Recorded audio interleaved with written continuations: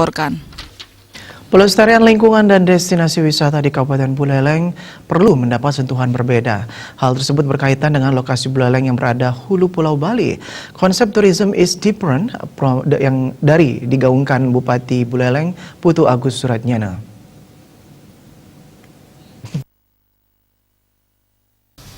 Terkait pelestarian lingkungan, Agus Suratnyana memberikan ide agar di daerah hulu ditanami tanaman yang mampu memberikan resapan air.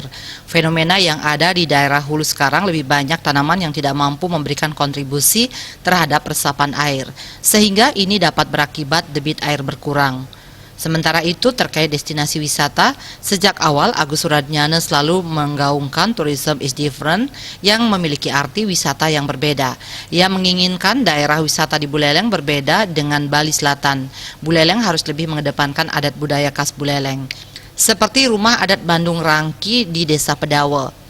Menurutnya, rumah adat ini memiliki ciri khas yang tak bisa ditiru oleh tempat lain. Rumah adat Bandung Rangki di Desa Pedawe ini bisa menjadi destinasi kuno yang menarik perhatian wisatawan. Kedepan bisa dibuat cenderamata berupa miniatur rumah Bandung Rangki untuk menjadi oleh-oleh bagi wisatawan. Ini juga bisa dikembangkan sebagai kerajinan rumah tangga. Wiwin Meliana Tokoh melaporkan.